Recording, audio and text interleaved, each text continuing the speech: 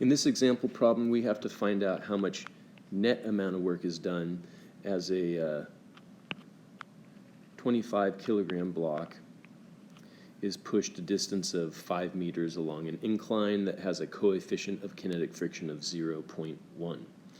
And we're told to make the math easy and just let g equal 10 meters per second squared. So to find the net amount of work, it's going to be helpful to start with a free body diagram so we can identify all the forces that are involved in doing work. Normal force points perpendicular to the incline. And in this case, the applied force is not parallel to the incline, but rather applied horizontally, which means it has a component up the incline, but also a component into the incline or perpendicular to the incline that's going to add to increase the normal force. Or I should say it's going to add with one of the components of gravity and therefore increase the normal force. You'll see when I'm finished drawing the free body diagram. So gravity points straight down, of course. A force of kinetic friction points parallel to the incline and opposite the displacement, and then the applied force points straight ahead.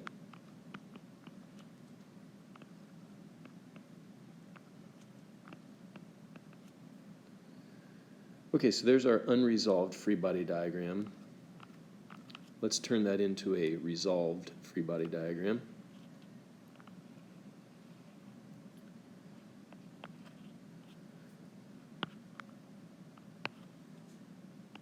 I should state the direction of the axes.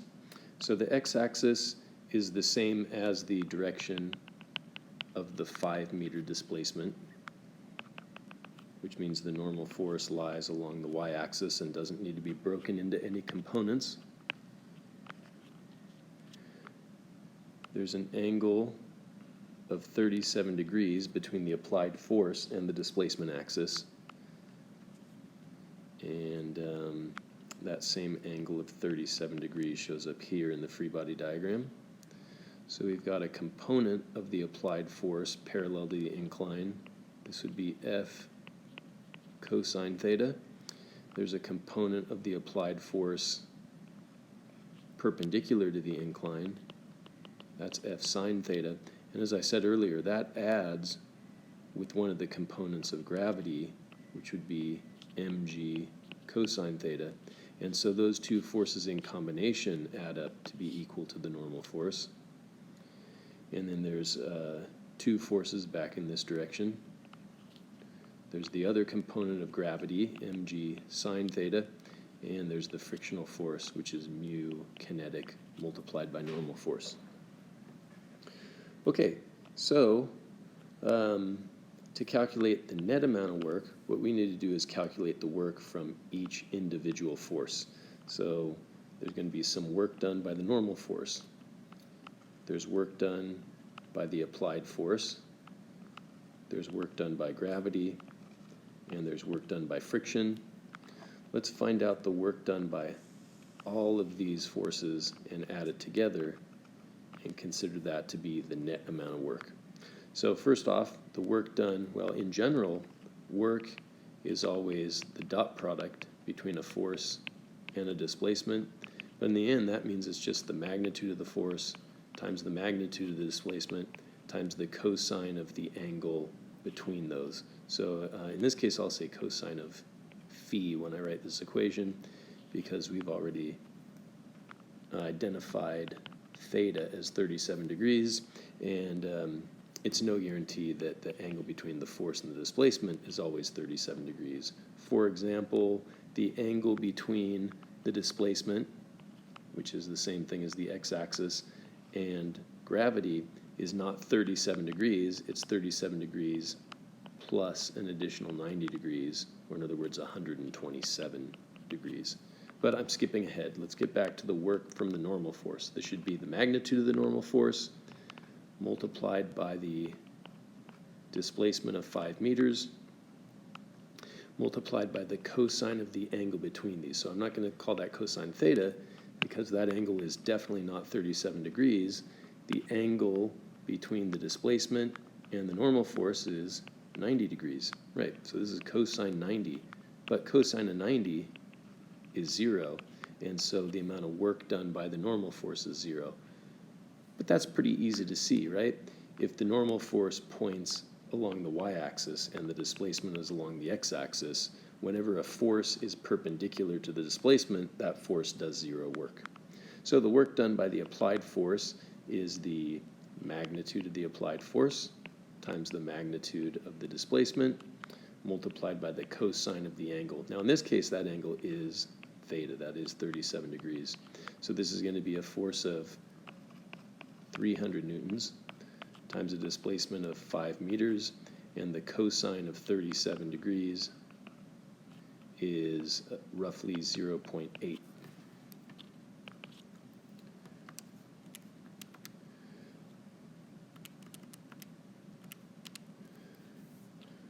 So we get a value of 1,200 Newton meters, but as you know, a Newton meter is a joule. Okay, work done by the force of gravity. That's the magnitude of the force of gravity times the magnitude of the displacement times the cosine of the angle between these values.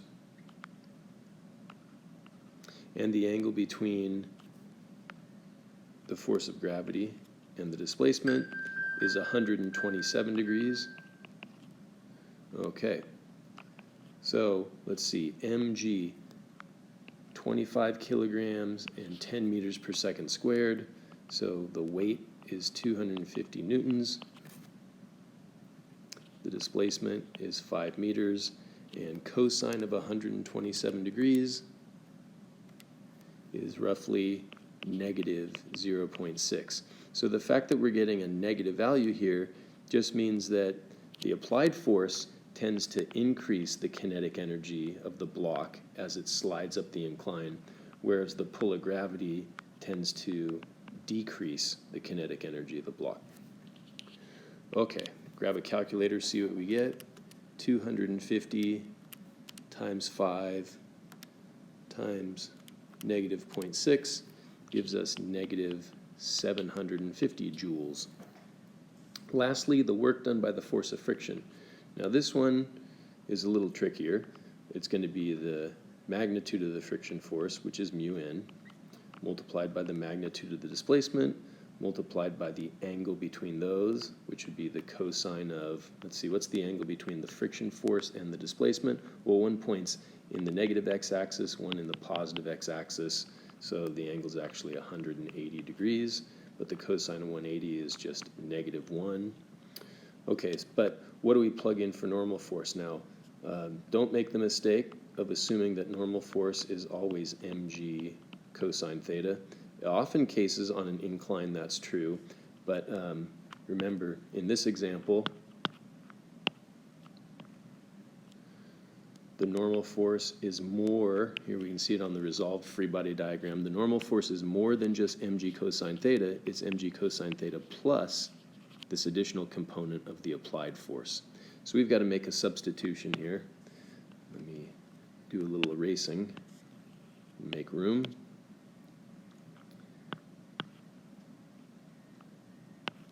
Okay, so the work done by friction is going to be mu multiplied by mg cosine theta plus f sine theta.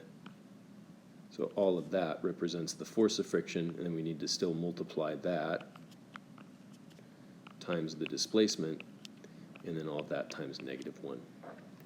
All right, so this is going to give us 0.1 times 250 cosine of theta is 0.8 plus 300 sine of theta is 0.6. All of that multiplied by 5 meters, and I mean 250 newtons and 300 newtons times negative 1. Oy, oy, oy. 250 times 0.8 gives us 200. 300 times 0.6 gives us 180.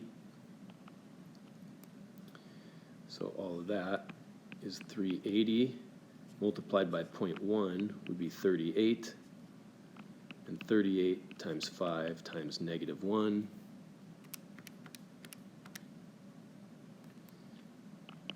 is equal to -190. Okay.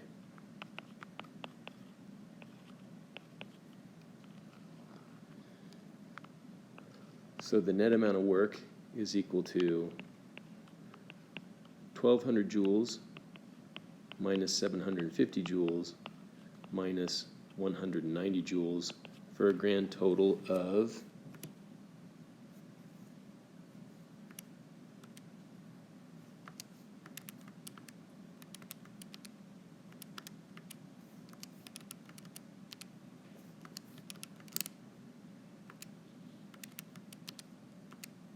drum roll please, for a total of 260 joules.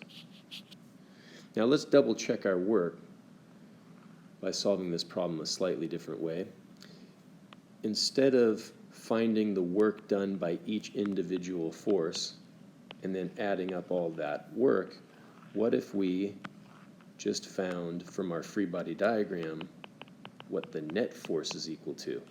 Then the net amount of work should be equal to the net amount of force multiplied by the displacement. So let's draw the free body diagram one more time. Normal force.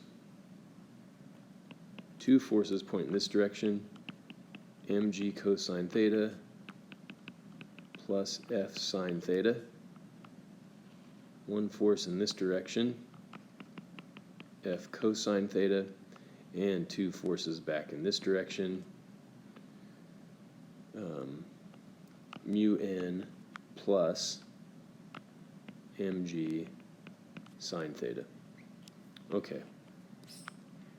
We know these forces are going to cancel each other out, so the net force should be f cosine theta minus the quantity mu n plus mg sine theta. Okay, so let's just figure out what all these values are and replace our free body diagram with numerical values instead of algebraic expressions. So f cosine theta is 300 multiplied by 0.8, so this is 240 newtons. F sine theta is 300 times 0.6, so this is 180 newtons. Mg cosine theta, that's 250 times 0.8, which gives us 200 newtons. Mg sine theta is 250 times 0.6, that's 150 newtons. So if we add 200 and 180, of course we get 380, and so that means our normal force is 380 newtons. So that means mu times n is 0.1 times 380, or in other words, 38 newtons. And if we add 38 newtons with 150 newtons, we get 188 newtons. So our net force is equal to 240 newtons, that's F cosine theta, minus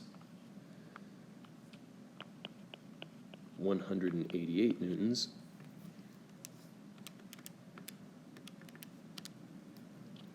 which is equal to 52 newtons. And the net force, by the way, is a force that points parallel to the incline.